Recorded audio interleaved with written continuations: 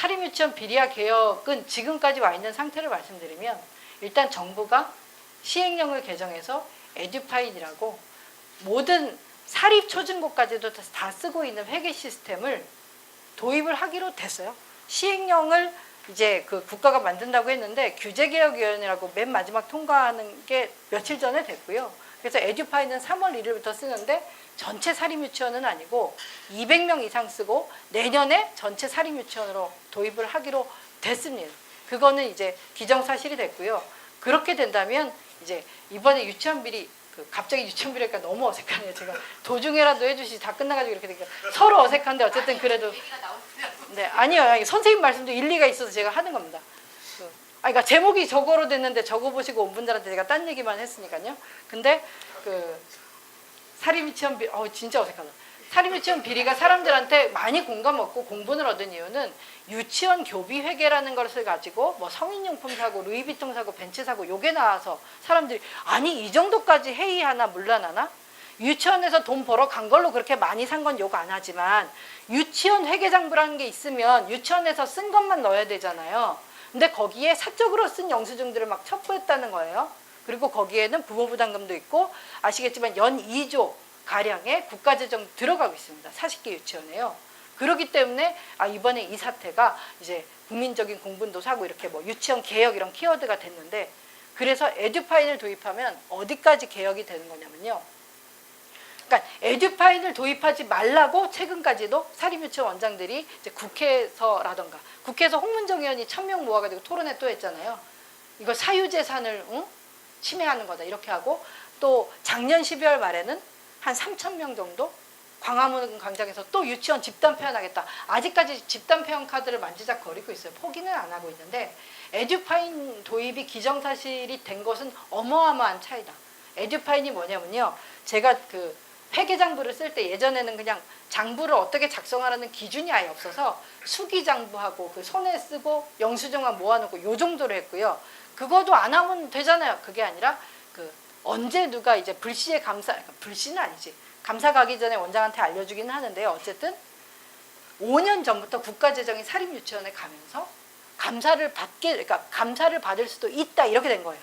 하고 이번에 언론을 통해서 나온 건 지난 5년간의 감사 내용과 적발된 유치원 이름이 언론에 공개된 거였고요. 그래서 이렇게 파장이 있었는데 그러니까 전수는 아니지만 유치원들을 원장님 다음 감사 차례는 갈게요. 이렇게 미리 얘기해주면 쫙 준비해놓고 그러니까 장부라는 건 해놓는데 거기에 아까처럼 막무가내로 그냥 영수증이 있었던 거고요. 에듀파이는 그런 게 없어져요. 장부를 보러 갈 필요가 없어집니다. 왜냐하면 온라인상에서 제가 커피 한 잔을 오늘 이렇게 샀다고 하면 그거를 로그인해가지고 올려요. 영수증하고 같이. 물론 커피는 아니겠죠. 세금 계산을 발행해가지고 탬버린을 10개 샀어요. 이렇게 올리는 거예요. 에듀파인. 하고 지금 초중고에서는 에듀파인 쓸 때 행정 담당하는 분이 다 쓰는 게 아니라 그 물품을 필요로 해서 산 선생님들이 다 일일이 자기가 쓴 물건에 대해서 지출 품이라고 하죠. 나 얼마에 뭐 쓸게 해놓고 허락받으면 결제 떨어지고 이런 거 있잖아요. 그거를 교사들도 해요. 하니까 한 사람에 의한 회계 부정이 어려운 거죠. 쓴 사람이 이렇게 하게끔 되니까. 그거를 이번에 유치원에 도입한다는 겁니다. 그러면 적어도 성인용품 산 영수증을 못 들어가죠. 왜냐하면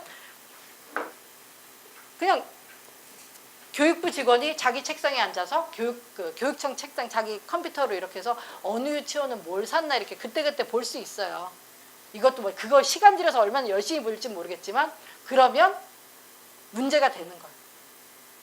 그래서 에듀파인 도입이 중요한 것이고 그러니까 지금까지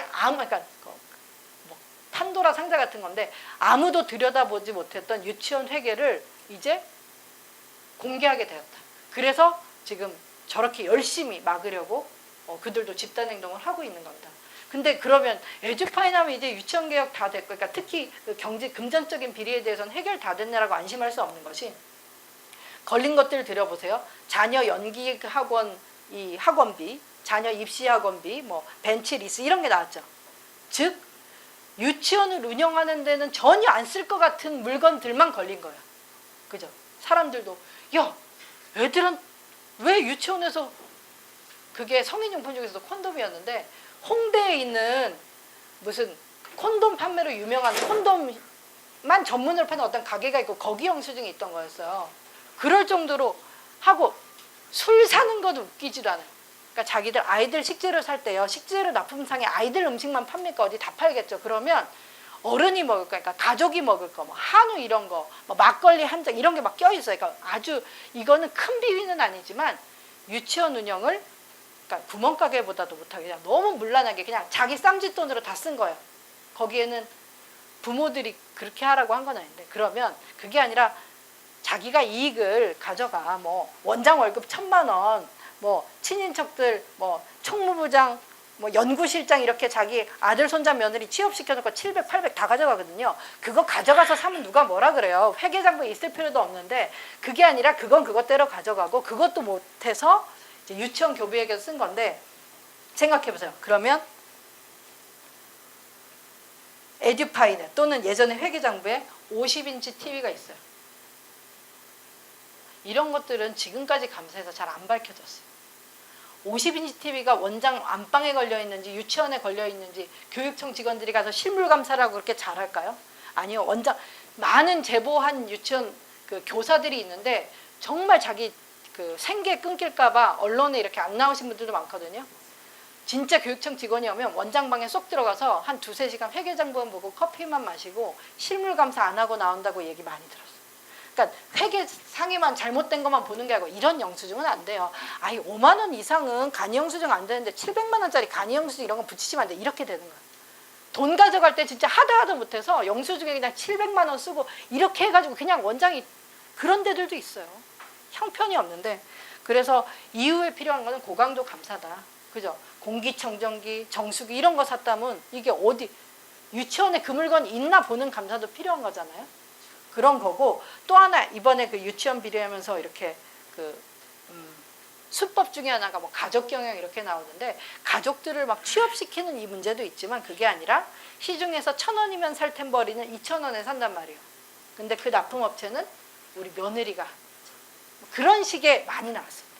하기 때문에 에듀파이는 과거보다는 정말 진전된 아니지만 에듀파인으로 뭔가 끝난 게 아니고 그건 그러니까 에듀파인도 못 받겠다라는 한유총의 주장은 정말 엄마들이나 시민 입장에서는 적반하장 같은 거죠. 그죠? 에듀파인 너무 기본이고 그거 말고 이제 실물 감사해야 된다. 그리고 추가로 필요한 개혁이 지금은 그래서 유치원들이 문 닫겠다는 데가 좀 급작스럽게 많거든요. 하면 엄마 아빠들은 뭐 당장에 아이를 어디 보내야 출근도 할 텐데 그냥 대책이 없어요. 그래서 정부가 내놓은 게 그 학부모 3분의 2 이상의 동의를 받고 폐원할 수 있다. 그리고 지금 현재 아이들의 전원 조치라고 해서 전원 계획 어느 원으로 옮길 건지 아니면 어린이집 옮길 건지 아니면 가정부역할 건지 이거를 일일이 파악해서 이 유치원 문 닫음으로써 갑자기 교육권 침해받지는 않도록 하는 그거 하는 시행령은 아직 미정이에요. 아까 에듀파인 관련된 시행령은 저희가 뭐 지난주인지 지지난주인지 어쨌든 규제위원회 가가지고 저도 막 찬성 토론해요. 꼭 해야 된다고 한유총은 나서 절대 안 된다고 막 하고 가고 규계위가 마지막 뭐라 그러지 마지막 코스거든요.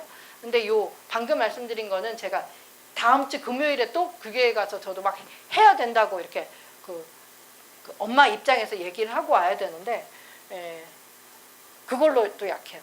지금 3분의 2 이상 동의받을 요새 이제 신종 뭐 꼼수랄까 수법은 일단 퇴원하기 위해서 원장님이 갑자기 정신병원 입원한 케이스까지 있어요.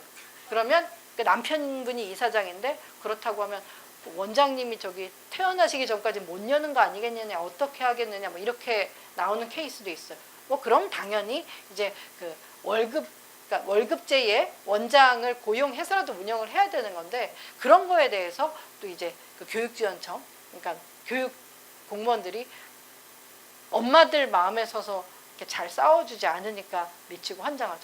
아유 뭐 그냥 도와드릴 게 없습니다. 폐원 신청서가 나왔는데 어떡하겠어요. 그냥 절차대로 하겠죠. 뭐 이런 답들을 좀 많이 듣고 있어서요.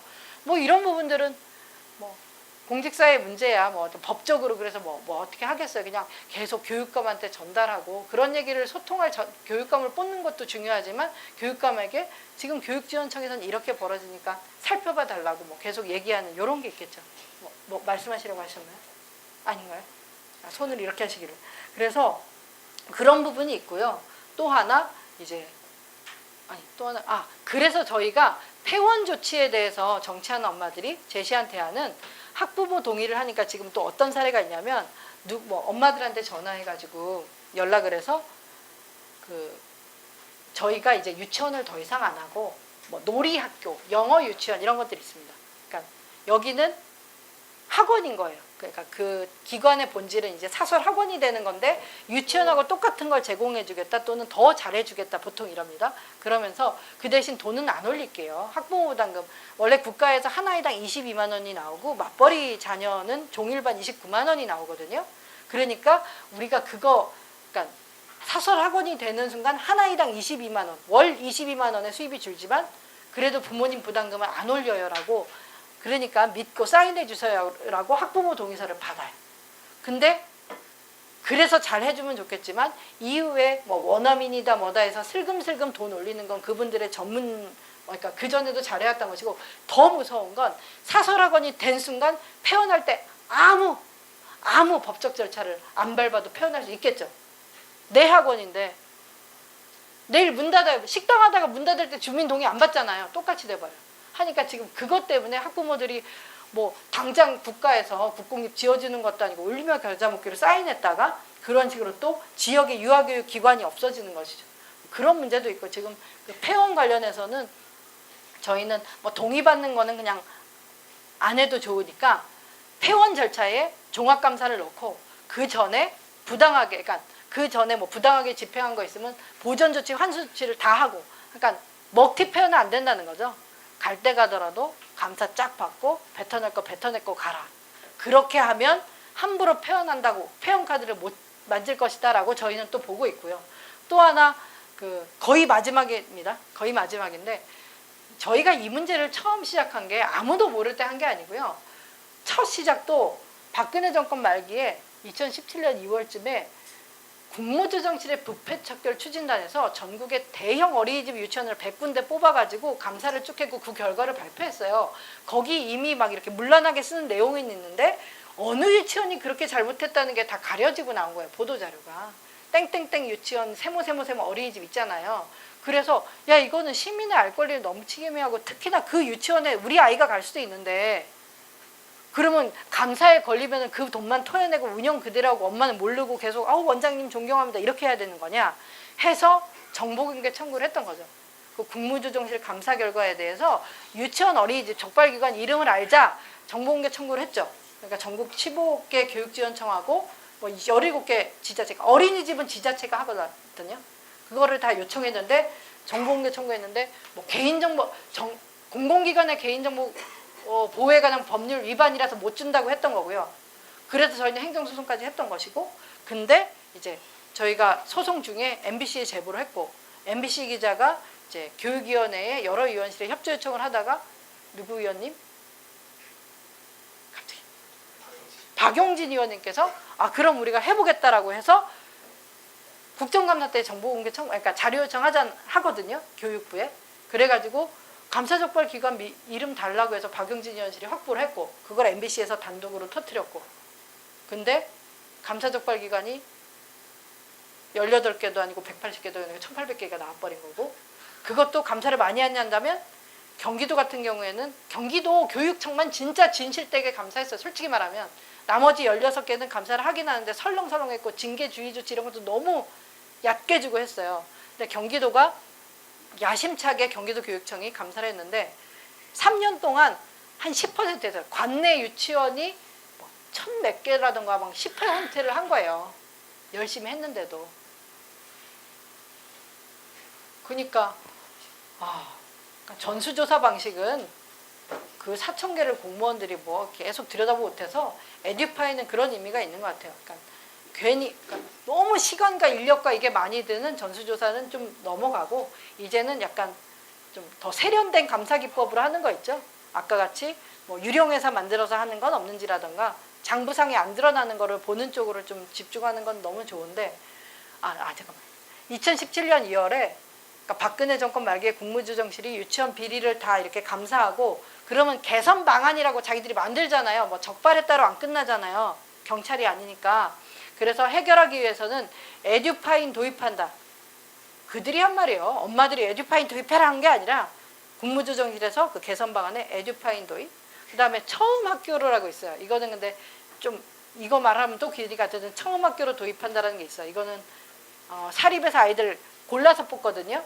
근데 처음 학교로는 온라인으로 하는 거니까 이렇게 아이를 골라서 뽑지 못해. 뭐 부모가 맞벌이냐 뭐냐 이런 거, 아니면 부모가 평수가 넓은 데 사냐, 주소 보고 좋은 아파트 사냐, 이렇게 덜 사냐, 이런 걸로 사립유치원 원장님들이 좀 아이를 선별해서 뽑았는데, 그런 폐해 때문에 처음 학교로 도입을 하라고 했던 거고요.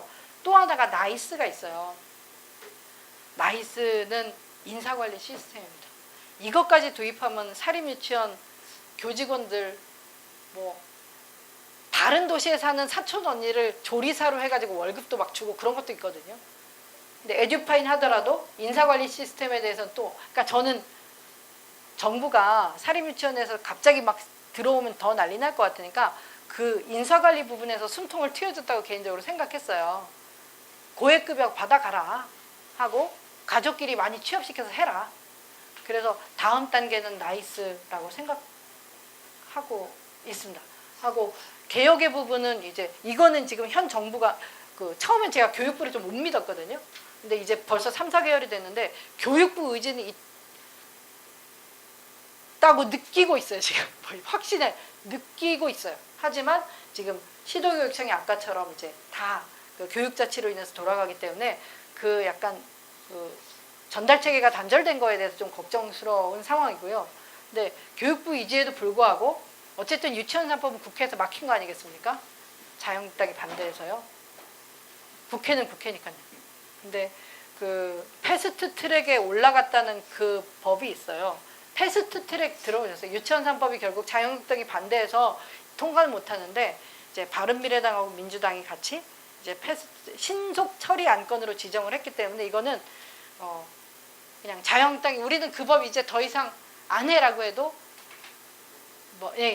그 180일 있으면 법사위에 가고, 법사위에서 60일 있으면, 아니 90일 있으면 본회의 가고, 본회의에서 60일 있으면 꼭 표결해야 되고, 이렇게 총 330일 걸리는 것 같아서 어쨌든 올해 안에는 유치원 3법은 본회의에 올라가요.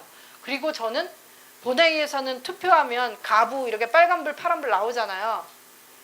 본회의까지 가면 거기서 부결될 확률은 적어요. 유치원 3법을 내 이름을 걸고 국회의원이 반대하기는 쉽지 않다. 그렇게 생각되기 때문에 기다리면 될 건데, 그 유치원 3법 이번에 신속 처리한 건 지정된 것은 아쉬움이 있죠. 그 바른미래당이 중재안으로 낸 것이 이제 그 최초의 민주당 안보다 많이 좀 그 사실 약해진 법이라서 저희는 진정 우리가 바랬던 유치원 3법은 21대 해야겠다라고 보고 있습니다. 그렇게 된다면 다른 거는 뭐 대동소이해요. 한데 이제 이런 유치원 비리 때 처벌하는 거가 이제 1천만 원 이하의 벌금, 1년 이하의 징역 이렇게 돼가지고 이 유치원 비리의 규모에 비해서 너무 형량이 작다라고 보고 있고요. 부산에서는 한 일가족이 유치원 5개 내지 6개 내지 유치원을 하고 있는 기업형, 그러니까 유치원 그 가족이죠. 유치원 운영하는 가족인데 그 지금 검찰에 처음에 수사할 때는 112억이라고 하다가 검찰에서 이제 증거 찾고 했을 때 97억까지 이렇게 된 게 있어요. 그러니까 이 비리 규모가 되게 크거든요. 하기 때문에 저희는 그 박용진 의원 안중에 딴 건 아니고 횡령죄를 물어야 된다. 그러기 위해서는 지원금이 아니라 보조금이어야 돼. 뭐 이렇게 말이 너무 딱딱한데 그냥 쉽게 얘기하면 그 말이 중요한 거 그걸 외우고 뭐 시험 볼 게 아니니까 쉽게 얘기해서 횡령죄를 묻게 되면 처벌이 강해진다 하고, 횡령죄의 좋은 점은 횡령죄 중에서도 5억이 넘어간다. 그러니까 유치원 비리 중에 좀 규모가 큰 것들은 5억 넘는 것들이 있거든요. 그럴 경우에는 반드시 징역형입니다. 특정경제범죄 가중처벌법 요거 적용을 받기 때문에. 그래서 그 특경법 적용 때문에도 횡령죄 요구하는데 그거는 저는 개인적으로는 20대에선 불가능하다. 나경원 대표도 안 되고, 법사위의 장재현 의원도 또 사학재단 출신이고, 뭐 일단 교문위에 와 있는 홍문종 의원도 사학재단 출신인데, 심지어 뭐 이번에 막 손혜원 의원 무슨 자기 뭐라고 갑자기 단어가 생각이 나네. 자기 관련된 상임위에 있다고 막 공격받았었잖아요. 네. 홍문정 의원의 교육위에 있으면 안 되는 거예요. 그거야말로. 저는 그거를 받아들여주는 이 국회의 안일함과 국회의장의 안일함, 그러니까 누가 뭐라 하겠어. 그리고 그래도 홍문정 교육위 간다는데 못하게 하면 또 저쪽에서 그러니까 서로 좋게 좋게 봐주는 이거 정말 아니라고 생각해요. 원칙은 원칙대로. 그러니까 국회의장 권한이거든요. 아, 홍문정 의원은 교육위는 좀 어렵겠다 하고 또 그건 원내대표 간의 합의인데 이제 그렇죠. 우리 쪽에서 홍문정을 이렇게 하면은 저쪽에서도 한 명 한 명 이렇게 하기 시작하면 막 그 원구성이라고 합니다. 상임위 어느 상임위 어느 의원 갈까 이거 막 길게 가기 싫으니까 원내대표끼리 그냥 그 정도에서 하자는 건데 그런 식으로 한 게 국회의원들한테는 편리할지 모르겠지만 아이들 교육을 시키는 부모한테는 너무너무 필요한 일이죠. 뭐 유치원 비리만 있습니까? 스쿨미트도 사학법 때문에 정말 문제인데 그게 교육위에서 되질 않는 거예요. 하여튼 뭐 그런 문제들 해서 그 횡령죄 묻는 거는 21대 때 하려고 또 21대 때 그러니까 좋은 정치인들을 또 많이 국회에 보내야 되고 저희 엄마들도 막 이렇게 대단한 것 같지만 수가 너무 적어요. 유치원 3법 이거 비리 터졌을 때 500명 정도 회원이었는데요. 그거 유치원 비리하면서 지금 한 1600, 700명 됐거든요. 갑자기 그거 언론에 많이 나니까 막 와서 가입을 해주신 건데 또 이러다가 또 이렇게 답보하겠죠. 어떻게 우리가 맨날 언론에 나오는 단체는 아니잖아요. 어느 단체도 안 그렇듯이 하지만 이렇게 해갈 건데 어떻게 그러면 다음 그 총선 때 그 유치원 그러니까 비리 유치원을 옹호했던 정치인들을 어떻게 잊지 않도록 할 것인가. 왜냐하면 낙선운동은 불법이니까요. 아기도 길러야 되고 하니까 우리가 불법적인 건 안 하지만 그 비리 유치원 옹호한 정치인을 기억하게 만드는 이런 그 활동까지도 하려고 합니다. 해서 하여튼 뭐 그게 좀 답변이 원하신 대로 된지 모르겠지만 어쨌든 마무리에는 사립유치원 약속한 대로 얘기 조금 드리고 뭐 더 많아요. 지금 사립유치원 교사분들도 거의 원장의 직원이기 때문에 사립유치원 문제 중에 또 하나가 교사분들의 처우는 너무 어려워요. 어린이집도 마찬가지고요. 하니까 이 엄마 아빠들과 평교사분들하고 같이 또 바꿀 것들도 상당히 많습니다. 교사분들의 고용이 안정되는 거는 진짜 중요해요. 그러면 엄마는 맨날 유치원 가서 이렇게 못 보잖아요. 뭐 CCTV 뭐 그런 것도 뭐 맨날 보는 게 아니고 하니까 사실 유치원에는 우리 아이들과 다른 어른들이 있어요. 그러면 선생님 한 분 한 분이 어떤 불의의 부정의 감시자가 돼주면 정말 유치원 현장이 좋아지잖아요. 근데 지금은 그렇게 못해죠. 자기 고용한 사람한테 잘릴 거니까. 그래서 평교사분들의 어떤 처우나 특히 고용안정 부분에서 많이 이거는 아직 대안은 찾지 못했는데 고민하고 있어요. 왜냐하면 한 번 이 유치원에서 찍히면 한유총이 거의 대부분의 멤버십을 갖고 있는 데서 아무 데서도 취업 못해요. 블랙리스트 같이 올라가지고 바른 소리 하는 교사는 더 못해요. 그러니까 일을. 이거는 근데 한국 다른 분야에도 너무 있는 문제 같아요. 이 내부 고발이나 공익 제보자들의 어떤 이 삶의 문제는 우리나라만 그렇지 다른 나라도 그런지 모르겠지만 정말 그거 중요해요. 어떤 분야든. 그러니까 너무 길어진 것 같은데 시계를 안 봐서 시계가 없네요. 15분이요. 그래서 그죠? 예, 알겠습니다. 그래서 제가 이 얘기도 하고 저 얘기도 했지만 결국 둘 다 해서 너무 다행인 것 같고요. 촛불 있잖아요. 촛불을 막 광장에서 켜지만 촛불은 이렇게 가슴에 조그맣게 켜는 거고 특히 내 주변에 집에서도 켜고 내 직장에서도 켜고 동네에서 켜고 그거 같거든요. 그래야 바뀌는데 뭐 이렇게 시민단체 활동가가 이렇게 거기서 사대보험 해가지고 월급 받아야 활동가가 아니라 활동가는 영어로는 액티비스트잖아요. 행동하는 사람이 활동가잖아요. 꼭 무슨 나는 환경운동연합에 소속된 활동가 이게 아니라 누구나 활동가가 될 수 있거든요. 근데 그러면 난 여기서 와서 이런 거 늘 있을 때마다 정치 관심 갖고 들으면 내가 활동가인가? 뭐가 어디까지가 활동가고 어디까지가 애매모호하시잖아요. 근데 활동가는 주변에서 그러니까 제가 SNS 또는 아니면은 어떤 뭐 정치인들 후원금도 보내고 이런 것들, 저는 여기 지금 레이징 어 페미니스트를 썼잖아요. 이거는 이제 나도 페미니스트인 걸 넘어서서 우리 아이들도 페미니스트로 기르자, 그런 말로 이렇게 영어로 썼어요. 한글로 쓰면 티가 잘 안 팔려가지고 저희도 눈물을 무릅쓰고 영어로 했습니다. 한글로 똑같은 말씀 티 진짜 안 팔리거든요. 그래가지고 이렇게 했는데, 내가 이런 뜻을 갖고 있는 걸 주변 가까운 내 가족들, 친구들이 모르면 활동가라고 보기는 어려운 것 같아요. 그 사람은 그런 생각을, 페미니즘, 난 페미니즘을 동의하긴 하는데, 페미니스트, 액티비스트는, 만약 이 선생님은 이 선생님 옆에서 뭐 여성 외모나 이런 농담 하면 안 돼. 그럼 저 선생님한테 한 소리 들어라고 주변 사람들이 알 정도 되면 저는 그런 사람 활동가라고 생각합니다. 그래서 그렇게 사는 건 조금 주변에서 약간 너무 필요한 사람으로 느끼지 않게 스무스하게 있잖아요. 그냥 이렇게 그거는 다 더 잘하실 것 같고요. 뭐 이렇게 활동가라는 게 문제제기만 강하게 하고 이런 사람이 아니라 주변 사람들이 그런 거 있죠. 이거 정말 이 얘기는 마지막으로 꼭 드리고 싶은데 어떻게 정리해야지. 만약에 여성 비하 발언이랑 그런 농담, 뭐 누구 예쁘게 생겨서 이런 말을 했을 때, 만약에 이 선생님이 그런 말 왜 해? 막 이렇게 이런 분들보다는 진짜 활동가고 주변을 바꾼 사람은 놀라지 않게 얘기를 해주고, 혹시 그 중에 한 명이라도 근데 진짜 모를 수 있잖아요. 페미니즘이 뭔지. 근데 페미니즘이 뭐예요? 하고 안전하게 질문할 수 있는 사람 있죠. 저 사람은 내가 모른다고 타박하거나 지적할 게 아니라, 에이 그러지 말어, 다 딸 가진 사이에. 근데 요새 하도 페미니즘 하는데 페미니즘이 뭐예요? 난 모르겠던데 라고 편하게 물을 수 있는 사람이 전 진짜 활동가라고 생각합니다. 그러면 내가 꼭 단체 이런 저처럼 직업으로 하는 사람 아니더라도 나도 활동가다라고 생각합니다. 마치겠습니다.